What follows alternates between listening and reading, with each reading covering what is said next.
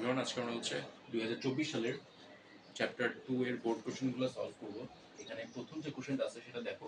এখানে আমি একটু শর্টকাট করে লিখছি। সেখানে হচ্ছে চিত্র দেওয়া আছে, একটা চিত্রতে হচ্ছে তোমার সময় আর বেগ দেওয়া। আর প্রথম প্রশ্নটা কি দেখো, প্রথম 1 মিনিট 20 সেকেন্ডে গাড়ির অতিক্রান্ত দূরত্ব কত? আর দ্বিতীয় কোশ্চেনটা হচ্ছে ত্বরণ সময় লেখচিত্র আমাদেরকে অঙ্কন করতে হবে। ওকে, ফার্স্টে যাই। প্রথম 1 মিনিট 20 সেকেন্ডে গাড়ির অতিক্রান্ত দূরত্ব কত? 1 মিনিট 20 সেকেন্ড মানে কত? দেখো 1 মিনিট 20 সেকেন্ড মানে হচ্ছে 80 সেকেন্ড, তাই তো টোটাল। এবার তুমি যদি এই জায়গায় একটু লক্ষ্য করো, 80 সেকেন্ড হচ্ছে এই পর্যন্ত। এখন 80 সেকেন্ডে অতিক্রান্ত দূরত্ব কত হবে? এখন তুমি যদি একটু ভালো মতো খেয়াল করো, এইখান থেকে প্রথম 60 সেকেন্ড পর্যন্ত বেগ কিন্তু চেঞ্জ হইতেছে, 0 4 8 12। আর এই 60 থেকে 20 বেগ আর চেঞ্জ হয় না, 12 আছে। তাহলে বেগ যেখানে চেঞ্জ হচ্ছে সেটাকে আমরা কি বলবো?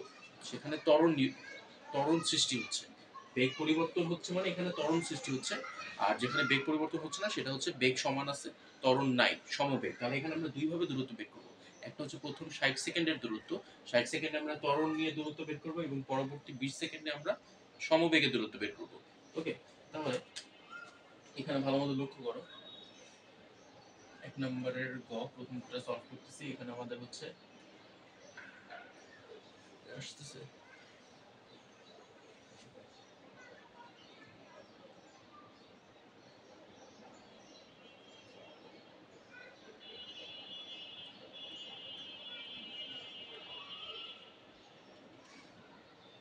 প্রথম 60 সেকেন্ড ত্বরণ সৃষ্টি হয়। এখন এই জায়গায় তাকায় দেখো, 60 সেকেন্ডেরটাই যদি হিসাব করি, 60 সেকেন্ডেরটাই যদি হিসাব করি, এখানে শেষ বেগ কত? 12। আদি বেগ কত? 0। এখানে শেষ বেগ হচ্ছে 12, আদি বেগ হচ্ছে 0। এই 60 সেকেন্ড অনুযায়ী হিসাব করতেছি, যে শেষ বেগ 12, আদি বেগ হচ্ছে 0। এবার 0 থেকে টাইম তো এখানে দেওয়াই আছে 60 সেকেন্ড। এখন এখান থেকে আমরা ত্বরণ বের করতে চাই। a equal to p minus u by t, 12 minus 0 by 60, 12 by 60, 1 by 5 metre per second square. এটা হচ্ছে আমাদের ত্বরণ। তাহলে প্রথম 60 সেকেন্ড অতিক্রান্ত দূরত্ব কত? s equal ut plus half at square, 0 into 60 plus half, ত্বরণ পাইলাম 1 বাই 5,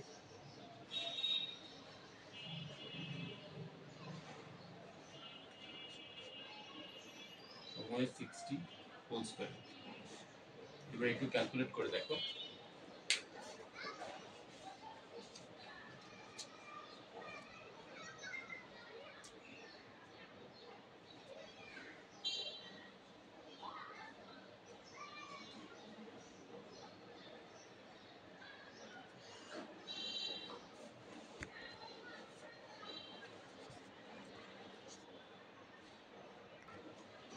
এখানে আমরা হচ্ছে 5 আর 2 কে গুণ করি, 1 বাই 10, এখানে 3600, কাটাকাটি করে পেলাম 360। তুমি ডিরেক্ট ক্যালকুলেটরে এটা করতে পারবা।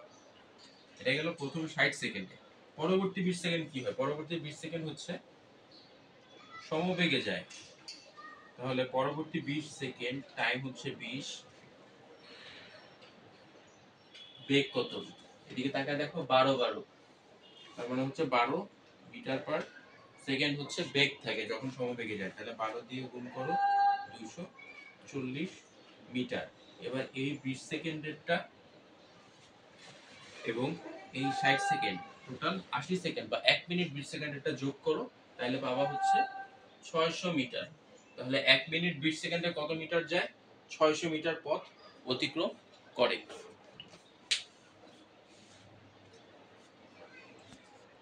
এবার 2 নম্বর কোশ্চেনটা দেখো। 2 নম্বর কোশ্চেনে তো বলতে হচ্ছে ত্বরণ সময় লেখচিত্র অঙ্কন করতে হবে। ত্বরণ সময় লেখচিত্র অঙ্কনের জন্য আমাদের কাছে বেগ আর টাইম দেওয়া আছে, বেগ আর সময় দেওয়া আছে প্রতিটা ক্ষেত্রের জন্য,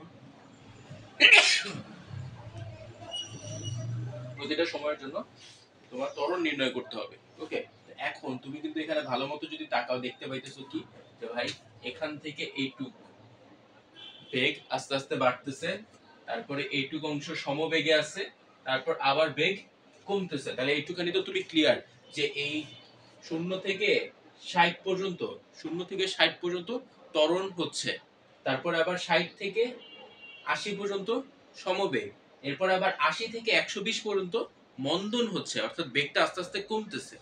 ওকে, তাহলে 2 নাম্বার অংশে যেটা করবা, প্রথম 60 সেকেন্ডে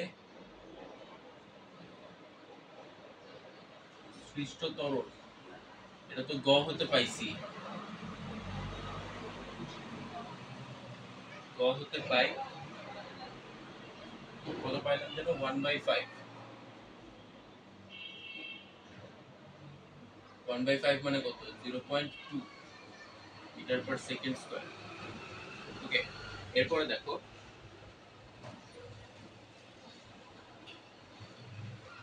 60 সেকেন্ড হতে 80 সেকেন্ড সমবেগে অতিক্রম করে, সুতরাং ত্বরণ এখানে 0। তাহলে a1 হচ্ছে 0.2 metre per second square, a2 মানে দ্বিতীয় যে অংশটা যেখানে সমবেগে যাচ্ছে সেটা দিলাম হচ্ছে 0 মিটার পার সেকেন্ড স্কয়ার, কারণ এখানে সমবেগে যাচ্ছে, ত্বরণ সৃষ্টি হচ্ছে না। এরপরে তৃতীয় অংশ, 80 সেকেন্ড হতে 120 সেকেন্ডে, 80 হতে 120, দেখো 80 তে বেগ কত ছিল, 12, 120 এ বেগ কত হইছে, 0। তাহলে এখানে আদি বেগ ইউ হচ্ছে 12,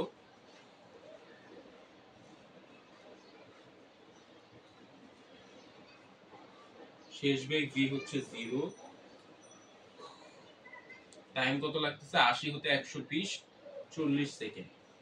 তাহলে এখানে মন্দন যেটা সেটা কত হবে, a equal v minus u by t, 0 minus 12 by 40, minus 12 by 40।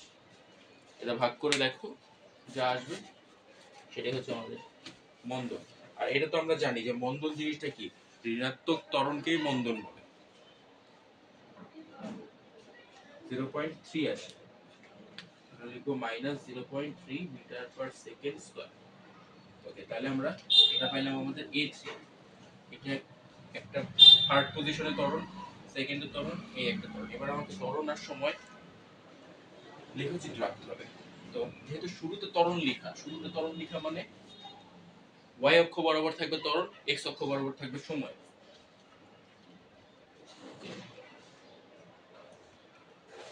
এই যে আমার এই অংশটা, এটা হচ্ছে আমার ত্বরণ, আর এই অংশটা হচ্ছে আমার সময়। এখন ত্বরণ আমি কি পেলাম, একটা হচ্ছে পজিটিভ 0.2, উপরে এই জায়গায় দিলাম 0.2, আরেকটা আছে মাইনাস, তাহলে মাইনাস 0.3, এটা নিচের দিকে দিলাম 0.3, আর এটা হচ্ছে 0। এবার তুমি এদিকে লক্ষ্য করো, আমরা কি পাইছিলাম যে 60 সেকেন্ড হচ্ছে ত্বরণ সৃষ্টি হচ্ছে 0.2, তাহলে আমি এই জায়গায় দিলাম 60, আর এই 60 সেকেন্ডে আমার হচ্ছে ত্বরণ 0.2। এরপরে যাও এই জায়গায় 60 থেকে 80, এই 20 সেকেন্ডে কিন্তু কোনো ত্বরণ নাই, তাহলে আমার ত্বরণ হচ্ছে এই শূন্য বরাবর। ওকে, তারপরে যাও 80 হতে 120, এইটুকু অংশ আমার ত্বরণ কত, এইটুকু অংশ ত্বরণ আমার 0.3।